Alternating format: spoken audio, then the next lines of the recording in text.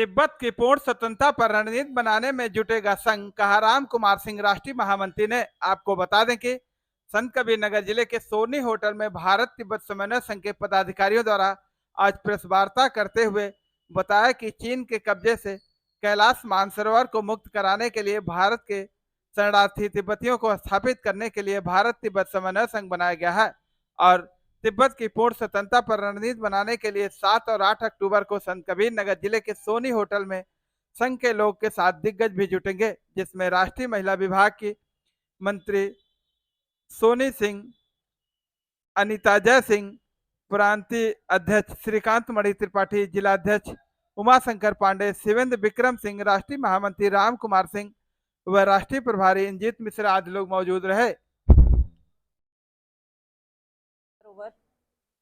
में सनातनी आस्था सदियों से चली आ रही है। यह मूल स्थान सिर्फ हिंदुओं के लिए ही नहीं, बौद्ध, जैन, सिख इन समुदायों के लिए भी पूज्य है।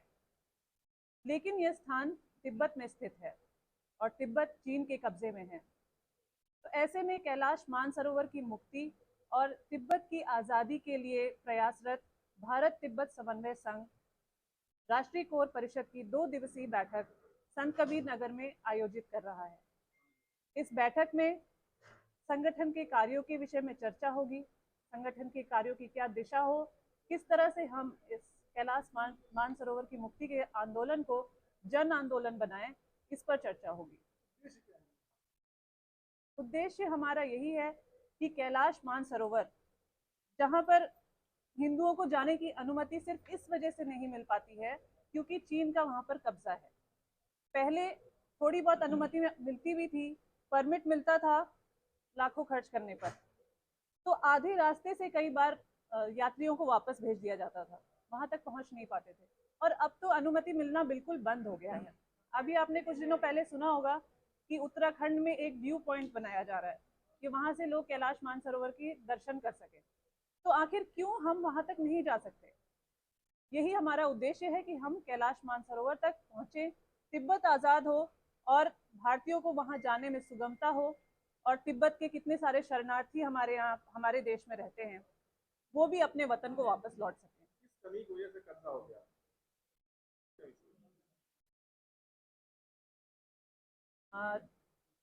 इसके बारे में इस विषय में मुझे लगता है हमारे पास विशेषज्ञ हैं, रॉ के चीफ हैं एनके सूद सर, वो इस विषय में ज़्यादा अच्छा बता पाएंगे। भारत पहले से वसुधैव कुटुंबकम में मानता आया है। भारत ने हर किसी को शरण दी है, जैन हो, सिख हो, सभी को हमने बहुत प्रेम से अपनाया हुआ है। इसी तरह जब पारसी लोग यहाँ पर आए थे तो बहुत प्यार से हमने कहा था कि जिस तरह से दूध में चीनी मिल जाती है उसी तरह से पारसी भी भारतीय में मिल जाएंगे, उन्हें भारत में जगह मिल गई। लेकिन 17 मार्च 1959 से एग्जाइल किए गए दलाई लामा जी और बाकी लोग जो कि तिब्बत छोड़ के अपना वतन छोड़ के यहाँ पर हैं, 3 बार उनके प्रधानमंत्री ने अपनी शपथ धर्मशाला जो कि अपने हिमाचल में है वहाँ पर ली है, वो अपने घर नहीं जा पा रहे हैं। भारत ने सदैव सबकी रक्षा ही की है, चाहे वो बांग्लादेश का मैटर रहा हो, चाहे पाकिस्तान का मैटर रहा हो, चाहे और भी किसी विदेशों का रहा हो। इस समय हम ये चाहते हैं कि इससे ये जागरूकता आए कि जो लोग करीबन 1.5 लाख से ज़्यादा तिब्बती जो धर्मशाला में थे वो आज की तारीख में 87,000 रह गए हैं, क्योंकि ज़्यादातर लोग आजकल अमेरिका में शिफ्ट हो रहे हैं अपनी सेफ्टी पर्पज़ से, और कई लोग मजबूरी में चाइना में जा रहे हैं। उस चाइना के पास जो खुद 2 भागों में बटा हुआ है, जिसका वेस्ट पार्ट मानता है कि तिब्बत स्वतंत्र देश है, वहीं कुछ लोग उस पर आक्रमण करना चाहते हैं। हम चाहते हैं कि भारत सरकार उन्हें भी कुछ हक दे, जिस तरह से हमने नेपाल को अपनाया है उसी तरह हम तिब्बत को भी अपनाएं, क्योंकि घर के लोग बदले जा सकते हैं, समझाए जा सकते हैं, लेकिन पड़ोसी हमेशा वही रहते हैं। अगर तिब्बत में घुस के चीन हमारा पड़ोसी बन गया, उसे निकालना बहुत मुश्किल नहीं नामुमकिन हो जाएगा, और वो हमेशा हमें उस दहशत में जीना पड़ेगा जिस तरह से हम पाकिस्तान से एक समय पर जीते आए थे। धन्यवाद।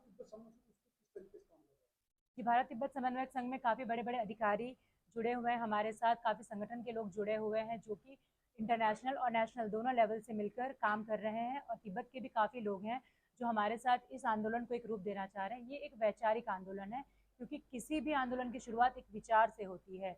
इसे ज्वाइन करने के लिए हमारे साथ उपाध्यक्ष एक हैं तिब्बत से, वो भी कल हमें ज्वाइन करेंगे, कालसेन यदोंग जी। कल आप उनसे भी मिल सकते हैं, उनका भी एक्सक्लूसिव इंटरव्यू ले सकते हैं। नाकामी जवाहरलाल नेहरू की थी, नेहरू ने टोटल फेल किया। नेहरू तो कहता था जो अक्साई चीन है वो भी हम वापस नहीं लेंगे, वहां पे तो घास तक नहीं उगती। लेकिन अगर हमें अपनी जो जमीन वापस करनी। देखिए चाइना क्या करता है, बार बार चाइना बार बार करता है कि ये एरिया मेरा है, ये एरिया मेरा है, वो दूसरे के एरिया पे कब्जा करता है। और हम आज क्यों मार खा रहे हैं? अटल बिहारी वाजपेयी की नाकामी की वजह से या उनके एडवाइजर्स की वजह से, कि उन्होंने कहा Tibet is part of China. अगर वो ये नहीं करते तो हम तिब्बत के ऊपर और स्ट्रगल कर सकते थे। इवन हमको यूएस इसके ऊपर सपोर्ट करता है। सर नेहरू का जमाना हो गया, आज हमारे जैसे मोदी जी हैं, क्यों नहीं खाली हो रहा है? खाली होने का मतलब वैसे तो हमको पीओके भी लेना है, क्यों नहीं ले रहे? एक वर्ल्ड सिनेरियो चेंज हो चुका है। हम जब तक अपने दुश्मन को कमजोर नहीं करेंगे हम कुछ नहीं करेंगे। अब जैसे एक प्लान की जा रही है कि यूएस कह रहा है कि चाइना ताइवान पे अटैक करेगा 2027 में, और इसलिए पीएम मोदी को वहां बुलाया था और इसीलिए तैयारी की जा रही है। भारत देखिए लड़ेगा चीन से? भारत नहीं लड़ेगा, भारत यूएस को सपोर्ट करेगा, यूएस को लॉजिस्टिक सपोर्ट देगा। यूएस को जो यहाँ पे आर्म्स एम्यूनिशन है, जो आर्म मिसाइल है इंडिया के अंदर बनेगी, यूएस उसको यूज करेगा। इंडिया वॉर में पार्टिसिपेट नहीं करेगा क्योंकि इंडिया नाटो का मेंबर नहीं है। लेकिन इंडिया उनको जैसे अब खाने पीने की चीजें, उनकी शिप के रिपेयर है, वो काम करेगा और वो लड़ेगा। चीन कमजोर होगा तभी हम तिब्बत को लिबरेट करा पाएंगे। पीएम मोदी की विजिट जो थी इस टाइम पे यूएस की, वो इसी पर्पज के लिए थी कि आप लड़ो, हम आपके साथ। उन्होंने कहा आप नाटो को ज्वाइन कर लो, उन्होंने कहा नाटो को हम ज्वाइन नहीं करेंगे, हम बाहर रहेंगे।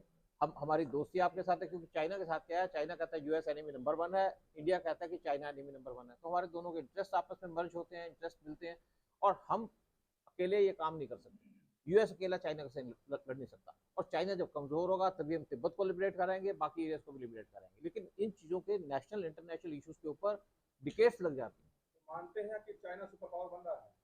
सुपर पावर वो इंडिया बन रहा है, चाइना कमजोर चल रहा है, उनकी इकोनॉमी कमजोर चल रही है। कब्जा क्यों नहीं कर रहे हैं सर? खाली क्यों नहीं कब्जा कर रहे हैं? आप वार नहीं कर सकते, आज आप न्यूक्लियर वार नहीं कर सकते किसी। कहा है आपने, कहा हुआ है तो आपको क्या ट्रिलियन, 18 ट्रिलियन, 35 ट्रिलियन कहा है आप? ऐसा है, आपकी नॉलेज आपके पास, मेरी नॉलेज मेरे पास। आपके साथ पूछे तो आप इनको जवाब दे दीजिए, अगर आपके पास है तो मेरे पास जवाब मैं दे रहा हूँ उनको। मैं देश सवर्ण संघ इसमें क्या कर रहा है? तिब्बत एक हिसाब से अवेयरनेस लेके आ रहा है कि तिब्बत एक इंडिपेंडेंट स्टेट है, तिब्बत एक इंडिपेंडेंट कंट्री है, उसको लिबरेट कराया जाए। और जो हमने पिछली गलतियां की हैं उसको ठीक करने की कोशिश की है। देखिए आप अब जब बीमार पड़ते हैं तो एक दिन के अंदर आपकी सारी तबीयत खराब होती है, ठीक करने में कई महीने लग जाते हैं। तो ये जो खराब सिचुएशन है उसको ठीक करने में टाइम लगेगा। अगर हम यहाँ पे तिब्बत का इशू नहीं उठाएंगे, या हम हमारा जो संघ है इसके ऊपर बात नहीं करेगा, तो गवर्नमेंट भी अवेयर नहीं रहेगी, लोग भी अवेयर नहीं रहेंगे। लोगों का साथ चाहिए, तिब्बतन्स का साथ चाहिए। तो आप मानते हैं कि अचानक कब्जा हो गया? वो प्लानिंग से हुआ, प्लानिंग से किया चाइना ने, लेकिन उस टाइम पे अवेयरनेस नहीं थी वर्ल्ड के अंदर। जैसे आज का मीडिया है, सब कुछ है, और पूरा जो वर्ल्ड था वो अपने काम में बिजी था, लोगों का ध्यान नहीं था चाइना की तरफ। जैसे रशिया और यूएस का इस टाइम पे वार चल रहा था आपस में, देखिए ना, कोल्ड वार तो चल रही है। कैलाश माधव जो कब्जे में है उसके जिम्मेदार नेहरू मानते हैं? बिल्कुल नेहरू हैं। नेहरू और अटल बिहारी वाजपेयी की तो बात की बात है ना। देखिए आपको एक और बताऊँ, आपको मैं बहुत कुछ जानता हूँ। वहाँ पे खम्पास थे तिब्बत के अंदर, जो वॉरियर्स थे, खम्पास पहाड़ों में लड़ा करते थे, हाथ से लड़ते थे जब चाइनीज के पास गन्स वगैरह थी। और दलाई लामा ने उनको बाद में रोक दिया क्योंकि मारे जा रहे थे। और आज जो खम्पास थे उसके बाद वो इंडियन आर्मी में काम कर रहे हैं, रॉ के पास काम कर रहे हैं, यानी कि हमारे एसएफएफ के कमांडोज वो खम्पास थे, और आज उनके साथ दूसरे तिब्बतन्स हैं। और एक देखिए, हम एक पॉलिटिकल फ्रंट पे बात कर रहे हैं, मिलिट्री के फ्रंट के ऊपर बात करनी पड़ेगी गवर्नमेंट को, काम करेगी गवर्नमेंट। और हम उसी के लिए चाइना को काउंटर करने के लिए कर रहे हैं। हमें आजकल पाकिस्तान से कोई डर नहीं है, पाकिस्तान से हम कोई सोचते नहीं उसके बारे में, लेकिन चाइना के बारे में सोचते, क्योंकि चाइना हमको टारगेट करने की कोशिश कर रहा है। सी के अंदर चाइना हमारे को पूरा घेर रहा है और हम उससे छूट बाहर निकल रहे हैं। और आज अगर चाइना कमजोर होगा तभी हम तिब्बत को लिबरेट करा सकेंगे। जब तक चाइना स्ट्रांग रहेगा हम कुछ नहीं कर सकेंगे। और यूएस के हमको सपोर्ट चाहिए, यूएस की इंडिया को सपोर्ट चाहिए।